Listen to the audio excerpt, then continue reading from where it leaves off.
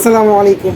আমার হাতে যে পাসপোর্টটি দেখতে পাচ্ছেন, এই পাসপোর্টটি আবেদনের মাত্র 12 দিনের মাথায় প্রিন্ট আউট হয়েছে এবং 2 দিন সময় লেগেছে গাজীপুরের আঞ্চলিক পাসপোর্ট অফিসে আসতে। মাত্র 5,750 টাকায় রেগুলার আবেদন করেছিলাম 48 পেজের 10 বছর মেয়াদী এই পাসপোর্টটি, এবং কোথাও কোনো এক্সট্রা টাকা খরচ না করে, ইভেন কি পুলিশ ভেরিফিকেশনও 1 টাকা না দিয়ে আমি আমার এই পাসপোর্টটি হাতে পাই। চলুন জেনে নেই কীভাবে দালাল ছাড়া নিজে নিজে এই পাসপোর্টটি আবেদন করেছি এবং আমি আমার হাতে পেলাম। আপনারা নিজেরাই পারবেন নিজেদের পাসপোর্ট আবেদন করতে। তো নিজেদের পাসপোর্টের জন্য আবেদন করার জন্য যা করতে হবে তা হচ্ছে আপনাদেরকে পাসপোর্ট অনলাইন রেজিস্ট্রেশন পোর্টালে লগ ইন করতে হবে। গুগল ক্রোমে অথবা যে কোনো গুগল ব্রাউজারে গিয়ে সার্চ করবেন passport.gov.bd, এই ওয়েবসাইটটিতে প্রবেশ করবেন। বাংলাদেশ পাসপোর্ট অনলাইন পোর্টালে প্রবেশ করার পরে আপনাকে এখানে রেজিস্ট্রেশন করে নিতে হবে এবং একটা রেজিস্ট্রেশন আইডি দিয়ে মোট 6টা পাসপোর্টের জন্য আবেদন করা যায়। আমার যেহেতু রেজিস্ট্রেশন করা ছিল তাই আমি জাস্ট লগ ইন করে দেখাচ্ছি।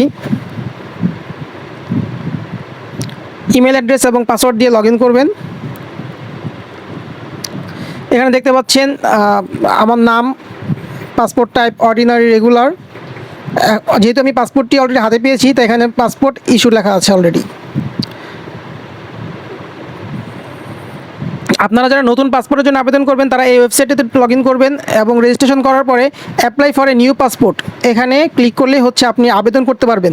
পাসপোর্ট টাইপ দিবেন, পার্সোনাল ইনফরমেশন দিবেন, অ্যাড্রেস দিবেন, আইডি ডকুমেন্টস দিবেন, স্পাউস ইনফরমেশন, ইমার্জেন্সি কন্ট্যাক্ট, যা যা অপশন লাগে, যা যা ডকুমেন্টস প্রয়োজন, তথ্য প্রয়োজন, সব তথ্য এখানে লগ ইন দেওয়ার পরে হচ্ছে আপনারা সেভ অ্যান্ড কন্টিনিউতে ক্লিক করবেন। সেভ অ্যান্ড কন্টিনিউতে ক্লিক করার পরে যেটা হবে, পেমেন্টের একটা অপশন দেখাবে যে আপনারা চাইলে সরাসরি ব্যাঙ্কিংয়ের মাধ্যমে অর্থাৎ অনলাইন ব্যাঙ্কিংয়ের মাধ্যমে আপনারা বিকাশ কিংবা রকেট কিংবা নগদের মাধ্যমে পাসপোর্টের ফি দিতে পারবেন এবং অনলাইনেই আপনারা একটা ভাউচার পেয়ে যাবেন। অথবা চাইলে আপনারা বিভিন্ন ব্যাংক থেকে হচ্ছে পাসপোর্ট ফি 5,750 টাকা জমা দিতে পারেন এবং সেখান থেকে ভাউচার নিয়ে আবেদন ফর্মের সাথে অ্যাটাচ করে যেদিনকে ছবি তুলতে যাবেন ওই দিন হচ্ছে আপনি গিয়ে জমা দিতে পারেন। 1 তারিখ সকাল সকাল আমি চলে আসছি গাজীপুরের আঞ্চলিক পাসপোর্ট অফিস। পাসপোর্টের ছবি তোলার জন্য মূলত যে ডকুমেন্টসগুলো প্রয়োজন তার মধ্যে 1 নম্বর হচ্ছে আপনি অনলাইনে যে আবেদন করেছেন পাসপোর্টের জন্য সেই আবেদন ফর্ম লাগবে। দ্বিতীয়ত হচ্ছে আপনি যে ব্যাংকের মাধ্যমে পেমেন্ট করেছেন কিংবা ব্যাঙ্কিংয়ের মাধ্যমে পেমেন্ট করেছেন সেই পেমেন্ট স্লিপ লাগবে। 3 নম্বরে হচ্ছে আপনার এনআইডি কার্ডের ফটোকপি লাগবে, প্লাস অরিজিনাল এনআইডি কার্ড সঙ্গে করে নিয়ে যেতে হবে। 4 নম্বর হচ্ছে বাবা মার এনআইডি কার্ড লাগবে। 5 নম্বর হচ্ছে স্পাউসের এনআইডি কার্ড লাগবে। 6 নম্বর হচ্ছে বিদ্যুৎ বিলের ফটোকপি। 7 নম্বর হচ্ছে আপনার স্থানীয় কাউন্সিলরের প্রত্যয়নপত্র লাগবে এবং আপনি যদি প্রাইভেট হোল্ডার হয়ে থাকেন তাহলে আপনি যেখানে কর্মরত আছেন সেখানকার একটা আইডি কার্ড লাগবে। এই কয়েকটা জিনিস নিয়েই হচ্ছে পাসপোর্টের ছবি তোলার জন্য গিয়েছিলাম। এত সকাল সকাল পাসপোর্ট অফিসে গিয়েও আমি সিরিয়াল পেয়েছিলাম প্রায় 78 নম্বর। প্রায় 45 মিনিট লাইনে দাঁড়িয়ে আমি অবশেষে আমার পাসপোর্টের আবেদনটি কাউন্টারে জমা দিলাম এবং এরকম একটি স্লিপ দিয়ে বলল 302 নম্বর রুমে গিয়ে ছবি তোলার জন্য। এখানে এসে দেখেছি একই অবস্থা, এখানেও প্রায় অনেক মানুষের ভিড়। অবশ্য এখানে কোনো সিরিয়াল নেই, যে আগে যাবে আগেই ছবি তুলতে পারবে।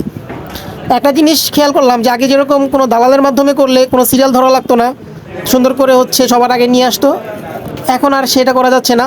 আপনি পরে আসবেন, পরে সিরিয়ালে দাঁড়াবেন, আগে আসবেন, আগে সিরিয়ালে দাঁড়াবেন। এখন জনগণই হচ্ছে প্রতিবাদ করছে, কেউ কাউকে আগে যেতে দিচ্ছে না। সেই জন্য সবাই যার যার মতো সিরিয়াল মেনটেন করে ছবি তোলার জন্য অপেক্ষা করছে। অনেকক্ষণ আমরা অপেক্ষা করার পর আমাদেরকে বলল 302 নম্বর কক্ষে এখন বেশি ছবি তোলা যাবে না, আবার আমাদেরকে নিচে নিয়ে আসলো 104 নম্বর কক্ষে এখন আমাদেরকে ছবি তোলা হবে। এখানেও প্রায় 1 ঘন্টা লাইনে দাঁড়ানোর পরে অবশেষে হচ্ছে আমি ছবি তোলার সুযোগ পেলাম এবং ফাইনালি ছবি তুলে এরকম একটা স্লিপ পেলাম। যখন আমার এসবি পুলিশ ভেরিফিকেশন শেষ হবে তারপর এই স্লিপের মাধ্যমেই আমি আমার পাসপোর্টটি উত্তোলন করতে পারবো। ছবি তোলার 9 দিন পরে এসবি পুলিশ ভেরিফিকেশনের জন্য আমাকে ফোন করা হয় এবং আমি যে থানার অধীনে বসবাস করি, টঙ্গী থানা, সেখান থেকে ফোন না দিয়ে আমাকে ফোন দিয়েছে কোনাবাড়ি থানা থেকে এবং আমাকে কোনাবাড়ি থানায় গিয়ে পুলিশের কাছে দেখা করতে হবে। এসবি পুলিশ ভেরিফিকেশনের জন্য যখন আপনাকে ফোন দেওয়া হবে তখন আপনাকে বলে দিবে যে কী কী ডকুমেন্টস নিয়ে তার সাথে দেখা করতে হবে। আমার ক্ষেত্রে যে সকল ডকুমেন্টস চেয়েছিল তার মধ্যে হচ্ছে আমার এনআইডি কার্ড, বাবা মার এনআইডি কার্ড, স্পাউসের এনআইডি কার্ড, আমার বিদ্যুৎ বিলের কপি, কাউন্সিলরের প্রত্যয়নপত্র এবং বাড়ির কাগজপত্র। এই সকল কাগজপত্র নিয়ে আমি কোনাবাড়ি থানায় গিয়ে তার সাথে দেখা করি। তিনি মূলত আমার কাগজপত্রের সাথে আমি যে পাসপোর্টের জন্য আবেদন করেছি সেই নামের সাথে কাগজপত্র ঠিক আছে কিনা সেগুলো চেক করে নিয়েছেন এবং দেখলেন যে আমার এনআইডি কার্ডের সাথে আমার পিতামাতার এনআইডি কার্ডের নাম মিল আছে কিনা, আমি যে বিদ্যুৎ বিল জমা দিয়েছি সেই বিদ্যুৎ বিলের কাগজে যে বাসা নাম্বার আছে এবং সেই বাসা নাম্বারের সাথে আমার বাসার যেই কাগজপত্র সেটা ঠিক আছে কিনা এবং আমার নামে কোনো মামলা আছে কিনা, এই কয়েকটা জিনিস চেক করে উনি ওনার রিপোর্টগুলো পাসপোর্ট অফিসে পাঠিয়ে দিয়েছে। পুলিশ ভেরিফিকেশনে আমাকে 1 টাকাও দিতে হয়নি, বরঞ্চ পুলিশ কর্মকর্তা খুবই আন্তরিক ব্যবহার করেছেন আমার সাথে। পুলিশের সাথে দেখা করার মাত্র 2 দিন পরেই দেখতে পেলাম আমার passport status pending in printing status দেখার 1 দিন পরেই দেখতে পেলাম যে পাসপোর্টটি শিফট হয়েছে। তার মানে 12ই সেপ্টেম্বর আমার পাসপোর্টটি রেডি হয়ে গিয়েছে এবং 14 তারিখে দেখতে পেলাম যে পাসপোর্টটি রেডি হয়েছে এবং গাজীপুরের আঞ্চলিক অফিস থেকে পাসপোর্টটি কালেক্ট করতে বলছে। তারপর আমি আমার সময় মতো পাসপোর্ট স্লিপটি নিয়ে পাসপোর্ট অফিসে গিয়ে জমা দিলাম এবং কিছুক্ষণ অপেক্ষা করলাম। ভদ্রলোকগুলো পাসপোর্টের স্লিপ দেখে দেখে পাসপোর্টগুলো খুঁজে বের করছিল এবং এক একজনকে নাম ধরে ধরে ডাকছিল এবং পাসপোর্ট বিতরণ করছিল। মোটামুটি 25 থেকে 30 মিনিট অপেক্ষার পর আমার নাম ঘোষণা করা হলো এবং আমি সেখানে গিয়ে আমার পাসপোর্টটি নিয়ে নিলাম। অবশেষে দালাল মুক্তভাবে কোনো এক্সট্রা খরচ না করে মাত্র 5,750 টাকার বিনিময়ে 10 বছর মেয়াদি এই পাসপোর্টটি আমি হাতে পেয়েছি।